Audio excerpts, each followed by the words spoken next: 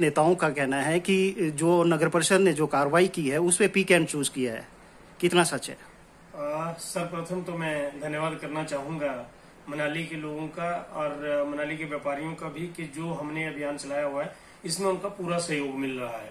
कुछ लोग हैं, चंद लोग जो अपने थोड़े से बेनिफिट के लिए मनाली के माल रोड को और मनाली के एनवायरनमेंट को गंदा करते हैं कि जैसे दीवारों में लगा देना, फुटपाथ बंद कर देना, पीछे भी दुकानदार बसते हैं, पीछे भी लोग बसते हैं, पीछे भी लोगों का व्यापार चलता है और उस फुटपाथ बंद होने से ना पर्यटक वहां को जा सकता है और इंप्रेशन भी उसका कोई ठीक नहीं आता है। फुटपाथ बंद होना, नालियां बंद होनी, गंद नालियों में सड़कों में निकलना और फिर नगर परिषद को ही लोग कोसते हैं।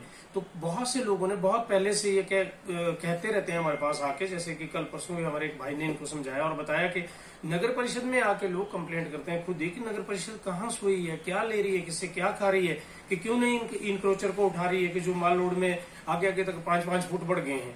और हमने उनसे रिक्वेस्ट भी करी, हमने उनको नोटिस भी दिए और कुछ लोगों ने उस पर मतलब ठीक प्रतिक्रिया भी दी।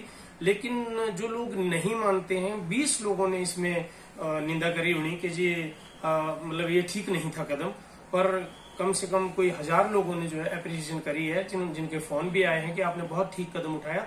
अदरवाइज लोगों को तो फ्री में मिले तो वो तो कहां से कहां बढ़ जाएंगे।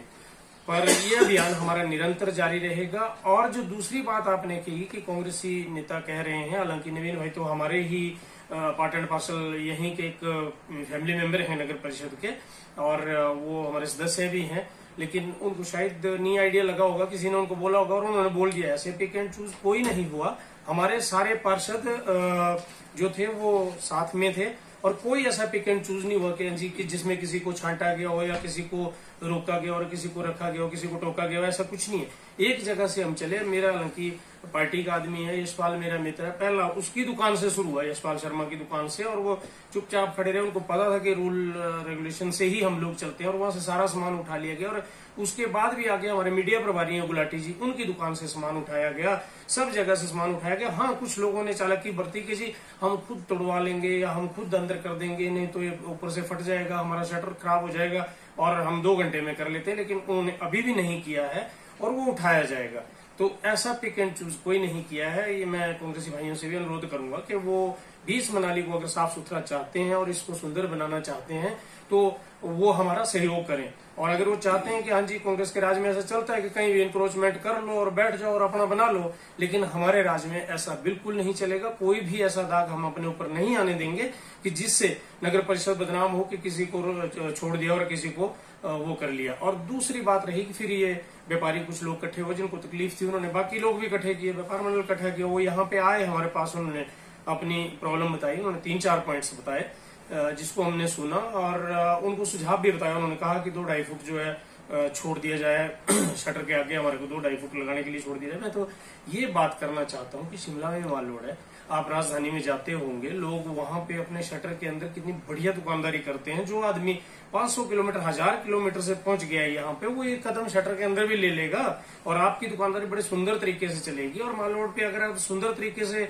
आप देखेंगे, सामने अपने हियुंद वालों का शोरूम है, पहले वो बाहर रखते थे कुछ टोपियां और लोकल सामान टोकरे में रखते थे तो कम सेल होती थी। आप उस मालिक से मिलो हिंद वाले से, जब से उन्होंने शोरूम टाइप का बनाया है डबल सेल होगी। अंदर आके जो है टूरिस्ट को लगता है कि कोई स्टैंडर्ड की दुकानदारी है, तो उसी ढंग से करें, उसको माल रोड को कचरा ना बनाए। मेरी ये रिक्वेस्ट रहेगी उन सबसे और कांग्रेसी भाइयों से भी रिक्वेस्ट रहेगी कि इसमें हमारा सहयोग दें। वैसे बहुत से कांग्रेसियों ने अप्रिशिएट भी किया, पर कुछ लोगों ने पॉलिटिक्स के लिए बोलना है तो वो उनका बनता है, वो बोलते रहे और हमारे बहुत से भाइयों ने इस कदम को अप्रिशिएट किया हुआ है। कुछ लोग बीच में बोल रहे थे कि जी हमने कोर्ट केस किया है, हमने फलाना किया। नगर परिषद के कोई कोर्ट केस नहीं चलता, ये किसी की खरीदी हुई जमीन नहीं है, न मेरी है न उनकी है।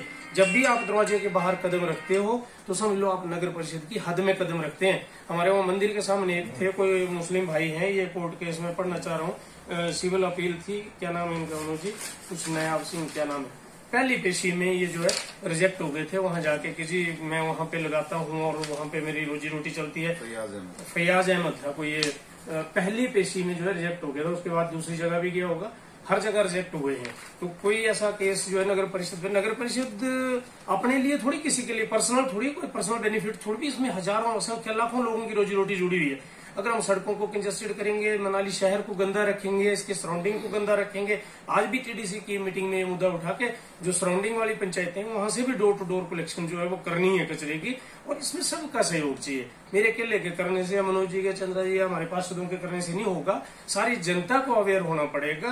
क्योंकि जब मनाली सुंदर होगी, भगवान ने तो इसको बहुत सुंदर बनाया हुआ, हम उसका केवल रख रखाव भी कर लें अगर ढंग से, और इस मनाली को और सुंदर बनाएं, तो यहाँ पे पर्यटक आएंगे।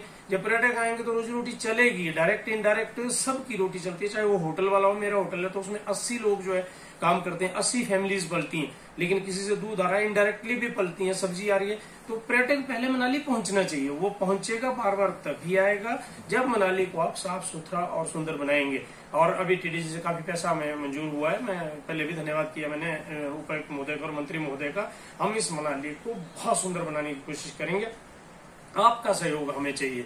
और आप मुझे लगता है कि सबका सहयोग मिला है। सिर्फ आपने जो 2 फुट वाली रखी है कंडीशन की, जी हमारे को शटर के बाहर 2 फुट या 3 फुट दे दो, उसपे भी बहुत से लॉजिक है कि अगर बाईदी में माल रोड वालों को 2 फुट 3 फुट दे दिया तो मनु मार्केट वाले भी 2-3 फुट मांगेंगे, और वहां तो गली ही 5 फुट की है। अगर 2 फुट इनको दे दिया, 2 फुट उनको दे दिया, तो वहां चलना कंजेस्टेड हो जाएगा। वो फिर हमारे सिर पे आ जाएंगे कि जी हमें क्यों नहीं दे रहे हैं आप, हम तो 1 फुट लटकाएंगे या 1.5 फुट लटकाएंगे। इसलिए मुझे ऐसा लगता है कि हाउस का फैसला जो है, अभी हाउस की जो इच्छा है वो ये है कि हम फिर एक बार सबसे रिक्वेस्ट करेंगे कि सब शटर के अंदर ही रहें, अपने शीशे विशे लगवाएं, फर्स्ट क्लास से शोरूम बनाएं, उसको और अच्छा लगेगा और सुंदर लगेगा। लेकिन फिर भी अगर बाई द वे हाउस में इच्छा होगी पार्षदों की, और इसमें बहुत से मतलब कमियां और बहुत से प्रॉफिट इसमें देखे जाएंगे। प्रॉफिट तो सिर्फ दुकानदारों का है, लेकिन कमियां बहुत रहेंगी, इससे हानियां बहुत रहेंगी। आपका माल रोड जो है उसमें भी दाग लगता है, कई जगह किसी ने क्या लटकाया हुआ, कई जगह किसी ने क्या लटकाया हुआ है। और फिर मनु मार्केट की तरफ भी लोग मांगना शुरू कर देंगे। मनु मार्केट जो छोटी गली हैं, अब इस पे विचार कर रहे हैं, आज भी दिन को मीटिंग बुलाई हुई थी, इस पे विचार कर रहे हैं कि छोटी गलियों को ना दिया जाए, तो वो लोग ऑब्जेक्शन करेंगे। बड़ी गलियां 1-2 हैं तो उनमें दे दिया जाए, बाकी में ना दिया जाए, बाकी सब अपने शटर के अंदर रहें। तो शायद अभी कल भी किसी के बाहर वो बहुत बड़ा उसने सामान रखा हुआ था, बोला होगा, तो फिर वो बहस करने लगे होंगे कि जी गुंडागर्दी कुछ नहीं करती है नगर परिषद। नगर परिषद समझाती है, नोटिस देती है, फिर उसके बाद उसके पास इतने राइट्स हैं कि आप अपने शटर के बाहर कुछ नहीं कर सकते। तो गुंडागर्दी नहीं, वो प्यार से ले आएगी उठा के। मैं उनको ये मैसेज देना चाहता हूँ। Thank you.